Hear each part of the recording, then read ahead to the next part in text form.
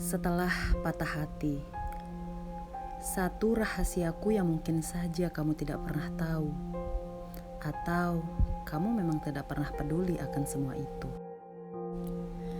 Setelah patah hati, aku harus melalui banyak hal untuk bisa berdiri kembali.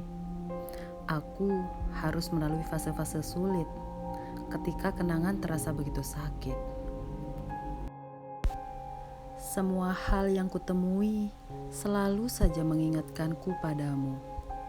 Rasanya ingin berlari sejauh mungkin, tetapi di tempat paling jauh pun tetap saja kamu yang kuingin. Ingatan itu menggerogoti dadaku, mengantarkan aku kepada perasaan paling pilu. Berat rasanya menjalani semua itu sendiri. Namun, yang aku lakukan tetap mencoba memapah diri agar jatuhku tidak membuat rapuh yang membunuhku. Setelah patah hati, begitu susah rasanya untuk bisa tersenyum sendiri. Aku memilih melarikan diri pada hal-hal yang bukan aku.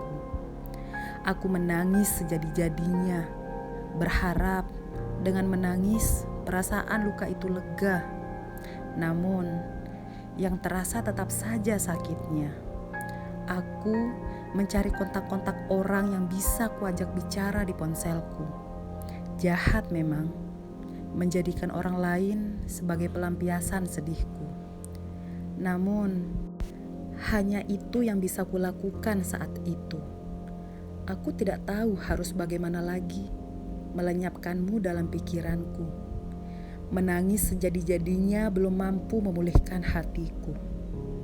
Dan ternyata menjadikan orang lain pelampiasan juga tidak berhasil. Aku masih saja merasakan sesaknya terluka. Sementara di sana, kulihat kamu tetap baik-baik saja. Seolah semua yang terjadi bukan hal yang begitu penting. Mudah saja bagimu melupakan kita, yang bagiku hal terindah yang aku punya.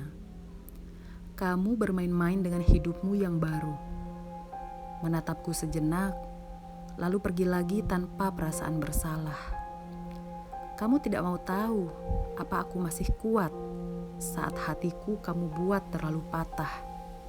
Aku benci dengan sikapmu yang seperti itu. Saat aku berjuang sepenuh hati menjauhimu, kamu datang menyapa, lalu pergi kembali. Saat luka itu pelan-pelan mulai reda sakitnya, kamu datang menggoreskan rasa pedihnya lagi. Setelah sekian lama patah hati, aku kembali ingin menangis.